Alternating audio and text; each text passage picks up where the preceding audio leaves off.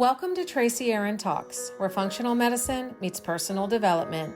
You want to be living your best life, but the overwhelming amount of health information out there is confusing, and the way you think about yourself is keeping you stuck. You know you are meant for more. As a women's health specialist, my aim is to simplify and equip you with the tools you need to be beautifully balanced from the inside out.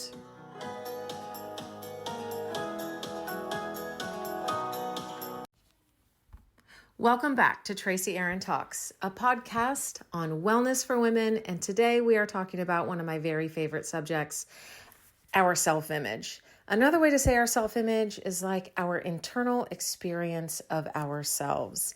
Today's topic is 5 investments that have changed my self-image. As I reflected on the things that I have spent money on in order to elevate the way that I view myself, there are 5 things that rise to the surface, and I can't wait to share them with you. So this is the way that I think about this. These are 5 things that I have spent money on. They're investments, right? They're not the most important things in my life. They're not even the things that I would necessarily grab if my house were on fire. They're not probably the things that I will, cherish maybe 10, 15 years from now. But right now, the way that I'm experiencing my life in the here and now, these are 5 things that I've invested in that have completely changed the way that my internal experience exists, the way that I view myself, or in simple terms, my self-image. So in no particular order, let's start at the beginning.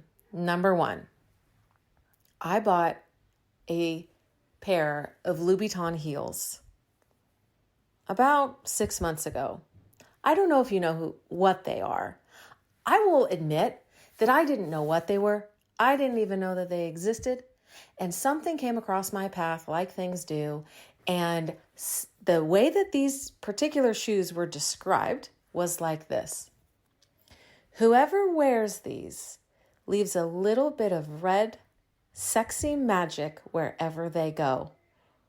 I thought, oh my gosh, that's so mysterious. I have to find out more about that. What in the world are they talking about?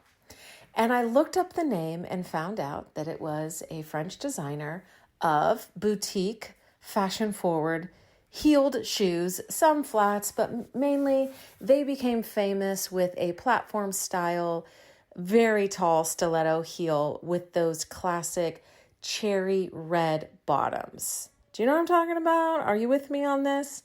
If you're not, hey, I was there even 7 months ago before I bought them. But once I found out about these, they lit something inside of me that I just thought to myself, one day I want to own a pair. I want one of those things in my closet. I don't even know where I will ever wear them, but I do want a pair. Well, it turned out that I had a cocktail party to attend in New Orleans. I was going on a trip, and there was a cocktail party coupled with a masquerade ball 2 nights later. I was going to need 2 fancier than I normally dress up dresses. And for this event, I thought, this is the type of thing where I should splurge and take this event for me and the way that I feel in the clothes that I will wear over the top. I decided to spend less than 30 minutes looking on this website. If you go there and you have decision fatigue, or if you are a overthinker like me, you will drive yourself crazy thinking, well, what about that design? What about that design? I like that pair, but this pair would be more versatile. On and on and on. I ended up giving myself a time limit of 30 minutes and said, I'm choosing to buy a pair of these heels without looking at that price tag because I didn't want it to sway me. I didn't want to buy the cheaper pair of heels as opposed to the more expensive pair of heels. This really was an act of, can I do something for myself and remove the price tag? Can I put a value on something that isn't particularly tied to the dollars that I would exchange for it? Now, I don't know if this is the type of exercise that you need to do, but let me just explain that I didn't grow up with a bunch of money, and I didn't ever come into a bunch of money. So spending this kind of money on an article of clothing felt just a little bit ludicrous, and yet pure luxury at the same time. And there was something in me that just wanted a pair of these heels. I ran it by my husband. He said, get them. They look fantastic. Well, with his blessing, I decided to order a pair. And it took me probably 10 minutes to decide on the type of sandal that I would want. And I called, they helped me get the right size over the phone. And, I did the measuring, all the things, ordered them. I knew I could exchange them if they didn't work out, but I had an event coming up and I wanted to walk into this room and feel like $1,000,000. And there was something that told me if I had these shoes on my feet, it wasn't necessarily the dollar amount that I was spending on them. Something about that sexy red sole, though. I was like, I want to walk into this room knowing that I have these shoes on my feet. So I did. They came in the mail 3 days later. I tried them on. They fit my foot like a glove. I walked around my house. My children did double takes as they looked at me like, what is mom wearing right now? And I said, they're me. I love these. I love this shoe. And not for a second did I ever think, I spent way too much money on these. I should return them. I don't deserve them. There's no way I can walk into this room. I'd be embarrassed. Nothing. I just went with it. And I had no regrets. That was a moment, a turning point for me that really helped change my self-image. You know what it did? It communicated to me that it's okay for me to spend money on myself. Did I need those shoes? No. Did I have another pair of heels that could have worked with the 2 dresses I was going to wear to this big event? Yeah, sure, I could have made something else work. But there was something inside of me that just wanted to splurge. And when I did, I got evidence back that I was worth it in spades. And so those pair of shoes, when I wear them, they feel cheap to me compared to what they give me in terms of how they make me feel when I wear them. And put them on, showed them to my husband, tried on multiple dresses. Every single thing he said, it's the shoes. The shoes are fantastic. The shoes outshine that dress. The shoes look great. The shoes make your feet look great. It was unreal, the difference that this type of shoe looked on my foot versus just any old black heel. There is something about this brand, I'm telling you, just worked its little magic on my feet. And when time did come around for me to go to that ball, I did walk in with my head high, felt like $1,000,000. And you know what? Again, I was not concerned with, I wonder if people are going to know what these heels are. Because you can see the red soles. If you know what I'm talking about, you know what I'm talking about. And it was like my own little secret. And it was just a feeling inside that is a little bit difficult for me to put words to, but I walked taller. My chin was up. I felt very confident in these shoes. And that was a turning point for me that really helped change the way that I view myself or my self-image. The second thing happens to also be a pair of shoes. So lest you think I'm a shoe fanatic, I am not. When my husband and I got married, we started our life as missionaries. We spent the first 5 years of our lives in and out of living in Africa, living other places overseas, not collecting any belongings, certainly not saving up for a down payment on a house, or beginning our, life of whatever it is as you get started and when you get married in America and you just start to set up house at home. We felt very much like nomads, that our life might be a form of service to others. And so we just did not start collecting things. We didn't start spending money on things. And I carried that into the first, almost 2 decades of our marriage, even as the course of our life changed. And as we came home from living overseas and I knew that we were home, we have not been in a position to just, acquire expensive items. So that's why I use the word investment, because it was definitely, these purchases were purposeful, they were intentional, and most certainly out of the ordinary for ways that we were used to spending money on ourselves. So this second thing is also a pair of shoes, and it's a pair of Stuart Weitzman knee-high boots. And let me tell you how this came about. Somehow I got on the email list, and they send frequent emails, and I would see these beautiful knee-high boots come through. And I thought, one day I want, a classic black knee-high tall riding boot. I tend to have a traditional sense of style, a leaning towards maybe a little bit more of a classic look, a little bit sophisticated, more on the modest side. I do like to have a feminine feel, and my personal style is I want one thing and I want it to be really, really good. I don't want a whole bunch of things that are lower quality. So I already had this in mind. Like, I would rather spend a little bit more on an article of clothing that would last me 8, 10 plus years than something from Target, Old Navy, etc. that I was just going to burn through and not care much about. Now, there's a place for both of those types of items in a wardrobe, especially as a nursing mom, as you have babies who spit up on shirts and you've got the stains of cooking meals for your family and all these kinds of things. But in general, my ideal wardrobe had few things in it, but every single thing in it mattered. And every single thing in it represented a type of look, of sophistication, or of quality, something that I could use that would stand the test of time. Well, I could tell based on these emails that these boots was that type of item, that I could buy this classic leather boot someday, and that would be the one boot that would carry me through this entire phase of life. And so I started to pine for it and think, when I get ready to buy myself those tall, classic, knee-high boots, those are the ones that I want. No more searching, no more Amazon, no more Zappos, no more this or that. That became the boot of choice.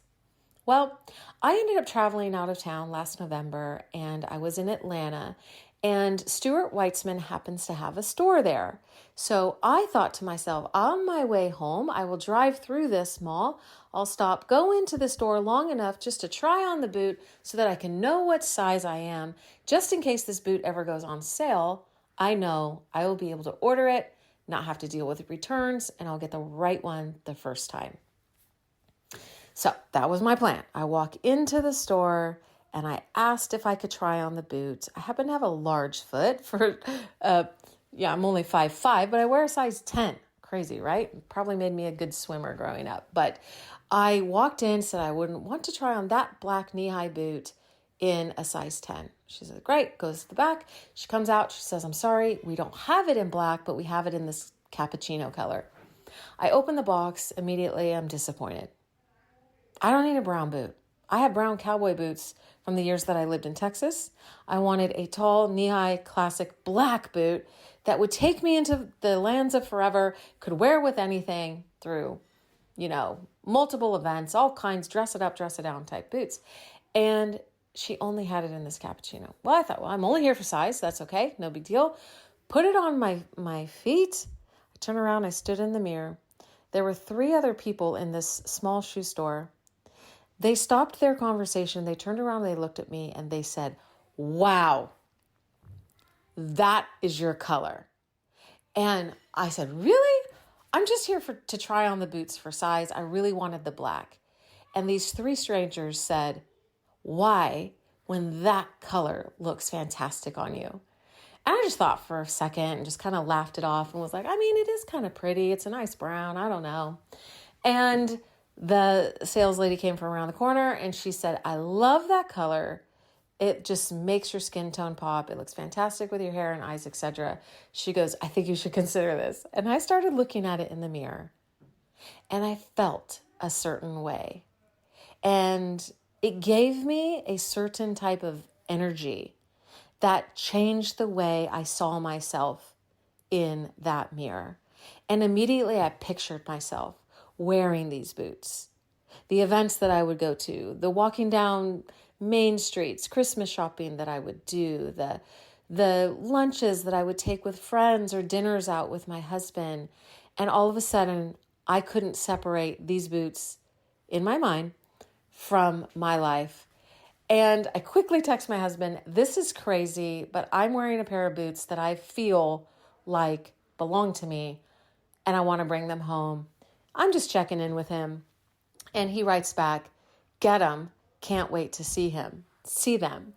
So I was like, I can't believe I'm doing this, but I'm going to bring these boots home. The lady was like, fantastic. They're on sale. You're getting the best price we offer all year. She wrapped them up for me. And I drove 4.5 hours home from Atlanta with a pair of boots that I could not describe to you. The smile they left, not just on my face, but inside.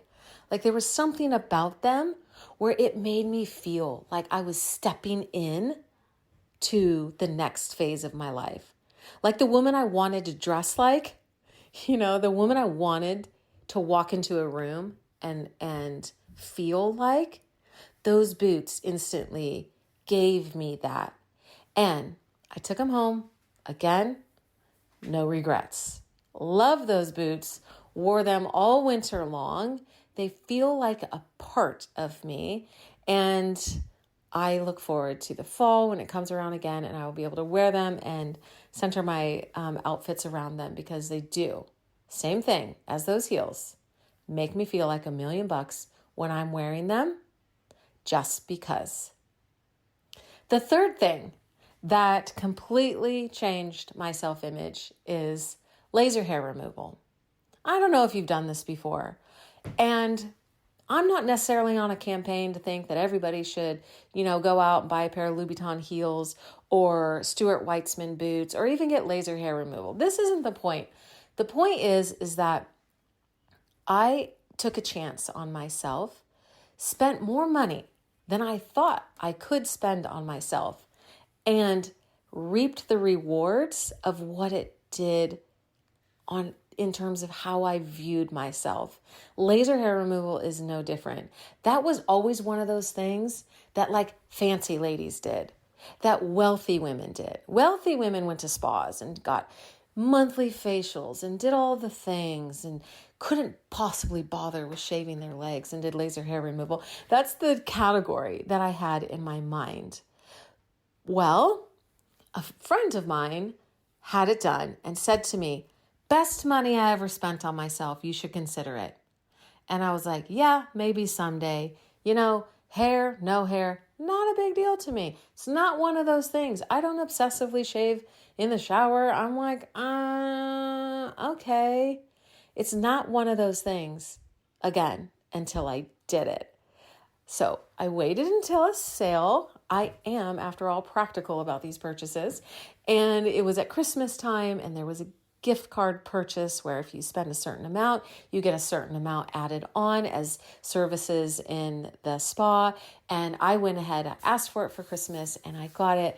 And I started the process early January. It is life-changing.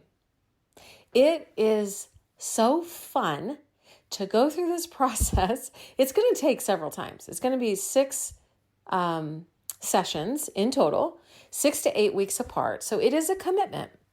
However, the results that I have so far, same thing as these boots or these heels.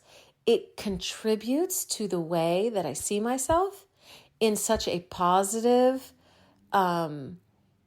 interesting, unexpected fashion. Again, I feel like the money that I traded for this experience is worth far more than I gave for it. Like the value is there. And I am just thrilled with it. So I was never big into shaving to begin with. And now I won't ever have to be into shaving at all. Because it'll be one thing that I don't have to think about. And it is just a really, really awesome feeling. So two more things out of the 5 investments that have changed my self-image. Number 4, I bought a membership to the School of Self-Image almost exactly a year ago, this time last year, I learned about a group called the School of Self-Image. I found it on an Instagram ad initially. Then I started listening to Tanya Lee's podcast, and she was holding a week-long event called Your Royal Treatment or something like that. And each day was focused on how we treat ourselves and how we treat ourselves in terms of how we feed ourselves, how we move our bodies, how we treat ourselves in our minds, conversation. How do we talk to ourselves? And how do we dress ourselves? And what type of surroundings do we have for ourselves? And I loved every bit of that week. And by the end of that week, I felt convinced this is a group I want to be a part of. You know how you've heard the saying that if you want to know where you'll be 5 years from now, look at your circle, right? You look at your 5 closest people, and that's who you will become. And I applied that one little thought to this group and thought if I could surround myself with women who are on the same trajectory, the same path that I am, the same path to improve the way that they move through life, improve the way that they see themselves, improve the way that they experience their own life. And in a lot of ways, I found like my kindred spirits in this group because I have always been a person that tends to be quite passionate about things, and I can get caught up in the details of life. Now, I myself am not particularly detail oriented, but I can get caught up in the fun details of life, right? Like what I mean is when I travel somewhere, I want to eat a local food, and I want to eat the best if I can. When I went to Key West years ago, I knew I wanted to have key lime pie, and I wanted to have the best key lime pie on the island. And I looked high and low for it, and I tried multiple kinds. And of course, these things are subjective, right? But they're my own little fun things in life. Like I have an adventure in my own life that I am in search of the top 5 best chocolate chip cookies in the world. My daughter happens to make a really mean chocolate chip cookie, so she's definitely in my top 5. But I like to go into bakeries, look at their selection, and right then and there I make a decision.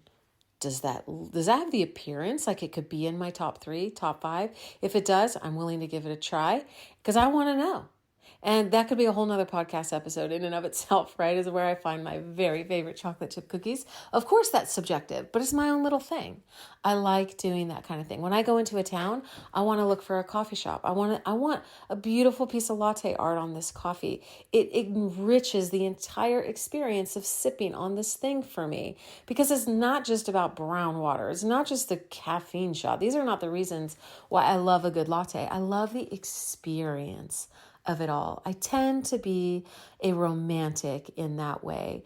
And I love to eat up a moment in time where it feels like everything is in the flow. Like that's what ease is to me. And when I find these moments in life, I just fill myself with this sense of gratitude for being alive. Like sometimes I'm on a walk and the sky is so blue and the flowers are so bright and vivid and the trees are so green and the breeze is just right. And it overcomes me with this moment that I'm just grateful to be alive.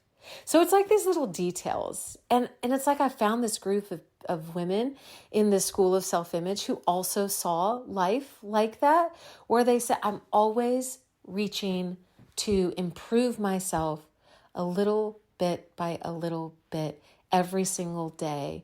And that the way we view ourselves matters. The way we talk to ourselves matters. The way we walk into a room matters. And, one of the reasons how this investment into this membership helped change my self-image is what it did was it helped me to start to find my own definitions on my own. What I mean by that is if you tend to be a type of a people pleaser or to look for approval or to have this approach in life where you are looking for your outer world to communicate to you or even confirm for you who you believe you are, right? Like, let's talk about something superficial, like beauty, okay? If you look at the world to tell you you're beautiful, right? It might change the way that you dress, might change the way that you talk, it might change who you talk to, what rooms you walk into, how you feel when you walk into those rooms, the type of people you surround yourself with, etc. You are looking for the world to say back to you, wow, she's beautiful. But what if that information came from inside you? And you knew, I am beautiful. I am my own standard, and I am beautiful. You could walk into any room and know you are beautiful and not need heads to turn. You could walk down any street and hold your head high and not need the confirmation from people around you. You could walk into any store, try on any clothes, whether they fit or not, because the information and that validation, that source of that is coming from deep inside you. Well, it's not just beauty. It's everything, right? It's everything we think about ourselves. What if that information was coming from inside us instead of looking at the outside world to define us for ourselves? It also taught me how to look to my future. It taught me how to get unstuck in certain areas that I was feeling stuck in. So the School of Self-Image is just absolutely fantastic. I highly recommend it. You know, she's working in the realm of mindset, style, and surroundings, because all of these three things in particular, they tell our story. They, in a way, communicate who we are, right? If you're wearing sweats every single day, you're saying something about yourself and to the world. If you dress extravagantly, you're saying something to yourself and to the world. And listen, it's not about the thing. It's about the energy in which that we do it, right? You can be absolutely drop dead gorgeous in sweats. You can look terrible and just like way off base in a $10,000 gown. I'm not saying that it's about the money we spend on it. I'm saying it's the energy in which we walk forward with our lives. So instead of like seeking this outside approval from others, what if we provided it for ourselves? What if all of what we needed and wanted from other people, we created inside? Imagine the kind of confidence and poise a woman could have when she didn't need the approval of others because she approved of herself. I'm telling you, this membership like blew the top off of my life, and I know it's just the beginning, and that investment felt like a lot at the time. But as I got into it again, it felt like what I am getting back in exchange for the money that I spent on this, I do it 10 times over. Okay, last thing, last investment that changed my self-image just happened a week ago. It's called color matching. Now, this is not something I would have sought out on my own, but this is how it got started. So this School of Self-Image, we call it SOSI for short. There are members all over the world. And within the Facebook group, there's a few of us that found each other that live in the Middle Tennessee area.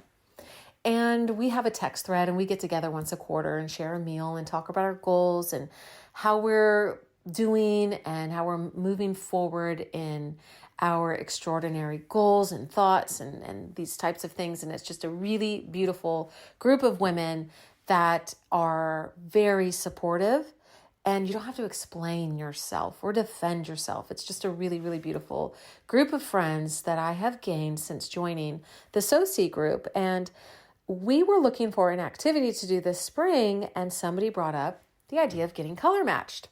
Well, I'm kind of one of those game for everything type of friends. There's a few things. I mean, it has to be very immoral or illegal for me to say no to it. But otherwise, I am like your go-to gal. And this came across the text thread. How about we get our colors matched? And I was like, I don't even know what that is, but I want to do it. Yes. How much does that cost? And they sent the invoice over, and I thought, really? I mean, I know what looks good on me. I mean, I wear blues. I have blue eyes. I have bright blue eyes. Blues look good on me. And yeah, I can wear some yellows. I don't know. People say black kind of looks good on me. And, I've worn silver jewelry my whole life, except for a couple years ago. I started to switch over to gold, just finding myself attracted to the gold pieces instead of the silver. Don't quite know what that is. Maybe it's because I was getting older. Not sure. I mean, do I really need to pay for somebody to tell me what colors look good on me? I already know. It's like all the shades of blue. Just look in my closet. I have like 100 dresses. Most of them are some variation of blue. A few yellow and some black and some navy. And so I just thought, okay, this is a leap of faith. But this was going to be our spring activity, and I love these women. So we were going to do this together. And I said, okay, let's do it. Paid the invoice and didn't even think about it until I showed up last Saturday, and I walk into this beautiful house being hosted by a friend, and the color stylists show up and they start setting up. And I'm thinking this is just going to be really quick. Like they're just going to tell us what season we are, give us a little fan book, and we're going to go home. Well, she began to explain this process that I want to explain to you because I found it fascinating. And then she said, you're going to be in the chair for about 2 hours. So we can only do 2 people at a time. There was 4 of us. So I went in the second group, and I just thought, wow, what have I gotten myself into? This is super fun. I love an adventure. All right, let's go. Well, she began to hold up this frame for us, this like square frame that had a hinge in the center and it could fold in half, just probably so you can transport it. But the top of the frame was outlined in a gold metal, and the bottom of the frame was outlined in a silver metal. And on the top, on the left was autumn, and on the right was spring. And on the bottom where the silver outline was, there was summer on the right, and there was winter on the left. I thought, okay, cool. We're going to learn our seasons. Like I said, we'll get our fan book. We'll go. Cool. There's a whole bunch of blues in summer. I'm sure that I'm summer. Okay, this is going to be exciting. And honestly, didn't have very high expectations, but I was game. Well, the other 2 ladies went first. And what was interesting is the stylists were telling us to watch the complexion of the women as they sat in these chairs to see what did their skin do when a certain color was put in front of them. And right before my eyes, I watched this beautiful woman with dark brown hair and dark eyes light up like sunshine when certain colors were on, when the scarf was laid on her chest. And it was fascinating for me to see. I just thought, oh my goodness, this is so cool. Wow, hot pink. Who knew hot pink was your color? You never wear hot pink. Wow, you need a dress in hot pink. You need that. Like, it was just like so obvious. It was so much fun. Well, then it was my turn. And I sat into the chair. And what they do first is they drape you with this white tablecloth. And then they pull your hair back. And they do like one of those things, if you're going to wash your face and you put your hair back, it like has a little Velcro on it. And just so you can just see your face. And they asked us to wear minimal to no makeup, which I did. And they just want your face. They want your complexion color and they want your eye color. Everything else is just white around you. And so what they do is they take a white and a navy, which is the cool. And they take a cream and like a marine blue, which is warm. And they put these 2 colors on you. And they shift between the cool and the warm, and the cool and the warm. And the entire time I'm thinking, oh, I love white and navy. Yeah, it looks great. Oh, I love marine and cream. Yeah, that looks great. I cannot tell the difference. And the lady's like, watch your eyes. Watch underneath your eyes. And then she begins to describe to me, if you're in a really badly lit fitting room and the light is like shining down and you got shadows all over your face and all the lumps and bumps of your body and you look terrible in the thing you were trying to buy. That's how it is if you're wearing a color that's not in your season. That's what your face will do. But it's as if you have the light underneath your chin and everything is shining brighter, shining up. No shadows. Everything just becomes more vivid and bright, and your whites of your eyes turn brighter and your skin lights up. She goes, that's when you know what color you are. Well, we actually had a hard time deciding. Was I cool? Was I warm? Was I cool? Was I warm? White looked okay. Navy blue looked okay. I have a lot of navy blue. Well, she ended up saying that like blue eyes are actually a little bit more difficult to color match. And we went to the next step in trying to decide. She branched out some more cool colors and some more warm colors to see if we could decide. The hardest part was trying to keep my eyes on my complexion instead of looking at that color scarf to decide, do I like that color? Instead, I had to say, does that color do anything for me? And so that was kind of interesting, right? Because you might not be drawn. Like I'm not necessarily drawn to, certain pinks or purples or greens, right? But what I learned through the whole process is when she holds it under your face and your whole face lights up, you go, wow, right? So we went through this process where she was able to narrow down. You're definitely warm. You're definitely warm. Okay, so now I'm on the top of that little frame that folds in half. So I'm either a autumn or I was a spring. And it's really fun to do in a group of women. If you ever do this, highly, highly recommend it. Do it with some friends though, because it's really fun for them to confirm what they're seeing as colors are being held underneath your face. And so we went through the autumn palette and then we went through the spring palette, and still some things were hard to tell the difference. And once my expert color stylist, so fantastic. I would want to have her on the podcast because she literally was so fun to work with. And I love what she's doing for women. Once she figured it out, and let me tell you, I was a little bit nervous about this because it was taking a while. And I start looking at that spring palette thinking, nope, that can't possibly be me. I am not an Easter Bunny color girl. I don't do pastels. I don't do bright, vivid, saturated colors. That's a no. Are you sure we didn't get it wrong? Because look at all those blues and summers. I must be summer. And she says, honey, you're warm. You are warm as warm gets. And she started to prove it to me. And we quickly figured out that the autumn colors, even though they were fine, the spring colors were, that is you. It was such a stark impact. The more we worked in a focused fashion to getting down to these exact tones, because she would hold an autumn warm blue up to my face. Oh, I got a lot of shirts like this. I love this color. Then she would hold a spring blue under my face. And it was like, wow. It was such a difference. I'd never seen anything like this before. It ended up being so much fun. So what they do, if you get a season, right? So you a quarter of all the colors look best on you, and those become your preferred palette.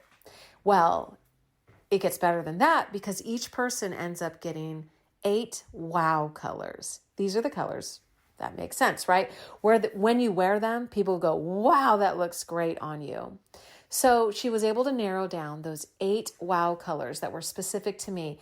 And I tell you, if I had walked into this room and chosen 8 scarves that I thought looked best on me, I would have been right with only one of them. All these other colors I would have never been drawn to, but when she held them under my face, the women behind me, my friends, they were like, you look 10 years younger. You look like you just got the best facial, and I need to know who did it because I want one too. Like it really, really changed my face that much. It was like right before my eyes, very empowering, super exciting. So we got down to the 8 wow colors, and then she did makeup. She did hair color. She did nail color. There was no stone that she left unturned. I ended up going to this event thinking these are the colors that I think I am drawn to. These are the colors I think look best on me. And yeah, I don't like to wear any kind of lip color that draws too much attention to my face. So I always tend to go for like this berry mauve color, or no, I'm a blue-based red. I always go for blue-based reds. Well, boy, did she blow the top off of that because she held up a blue-based red. Yeah, looked good. Then she held up a yellow-based red, the type of red I have avoided for most of my adult life. And it was a wow color. Then we did the lipsticks. Like I said, I would have never picked the 3 that she chose for me. And the things that it did for my face and my complexion, I'm telling you, that hesitation that I had paying that invoice when it first came through, thinking, what else is she going to tell me that I don't know? wow, was I wrong. This one service was transformative for me. I ended up going home with a color wheel, with new lipsticks, with new palettes of blush, and a whole bunch of ideas for how to, number one, shop for clothes from here on out, and two, how to get rid of things in my closet that it's no longer just based on how does that fit or how does that look on me, but is that my preferred color and is that my best? And what's interesting is I found that those 8 colors, when she held them individually under my face, it did something for me. That same kind of internal, I like this and I like me in this. This same kind of, all of this energy coming from myself and not this outside world anymore. Like I was upgrading the surroundings of my internal terrain in ways I couldn't have even imagined it. So I absolutely loved having my colors matched. My daughter's only 11. I can't wait to have it done too. I want my husband to do it. My 18-year-old who's graduating from high school this year wants to have it done. And just about everybody I have told since then is like, okay, say no more, book me. I need to get this done too, because it was seriously so transformative for me. I cannot help but be like a walking billboard for it. So these are the 5 investments that I have made that have really changed my self-image, the way I feel in my own skin. And you know what? It's just for me. It is literally just for me. And do you know how good that feels? To not dress to impress other people, to not wear things so that other people will tell you that looks nice on you or you look so good today, but for you to know this is my best that I'm bringing to the world, and for you to love that too. Oh man, I could go on and on and on, but we better cap that off there. So these are the 5 investments that have changed my self-image. The Louboutin heels. I mean, come on. Those cherry red bottoms. Oh, and let me just say this too. I was actually confounded by this because I thought, wait, that's like some kind of paint. Surely that's going to come off as I walk. And so I went to Amazon and tried to buy like these sticker things that will protect the bottom of the shoes. And I called back Louboutin and was like, how do I protect the bottom of the soles? Are these sticker protectors actually worth it? And she said, honey, those aren't worth anything. You put them on, and when you go to change them out, because they don't last forever, they're going to pull the red lacquer off anyway. So go with the designer. What he said is what I said in that beginning about like leaving a little red magic everywhere you go. And I just loved that imagery. And I was like, I'm going to wear them. I'm going to wear them. These heels will not stay pristine forever. And that's okay. Everywhere I go, I'm going to leave a little bit of me behind. And that to me is just a really fun and sexy thought. So the Louboutin heels, like seriously the most money I've ever spent on myself. No regrets. Completely worth it. And now I need another cocktail event, some kind of party, something to go to wear these things too, because I cannot wait to put them on my feet again. The second thing, the Stuart Weitzman boots. When I put them on, they just felt like me. I just knew it. I knew I needed to bring them home, and that felt so much better than the nerves I would have had in another time in my life about how much money I was spending on myself. The laser hair removal. I mean, talk about low maintenance. I love it. It's just really, really, really wonderful. The SOSI membership, the School of Self-Image, it gives me a place to grow. It gives me a safe place to get new ideas, to challenge myself, and surround myself with women who want the same thing too.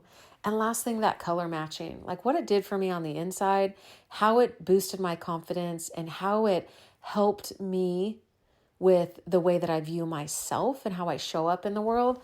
Just seriously life-changing, completely transformative. These are the 5 investments. Again, they're not my absolute favorite things in the world. They're not the most important things to me, but they are things that I spent money on that changed the way I view myself. And That's pretty awesome because after being a mom for, going on 19 years now, and a homeschool mom at that, I'm very much used to preferring and valuing and spending the money on everyone around me. So for me to do these 5 things is just like such a treat. I just love it. So hopefully I've inspired you in ways that you're thinking you've got something that's a dream of yours that you know if you took this chance on yourself and you invested in yourself in this way, that it would change the way you view yourself. And if that is lurking around the corner for you, I just want to say go for it. Go for it. Life is more than money. Life is more than price tags. And when you step into things that you want to own and that become a part of the way you view yourself, that price tag shrinks exponentially, and it's so no longer about that money. So if you've got something that you invest in yourself that has changed the way you view yourself, I would love to hear from you. Let me know what that was, and we can celebrate together. So thank you for being with me to the end of this. Until next time, stay beautifully balanced.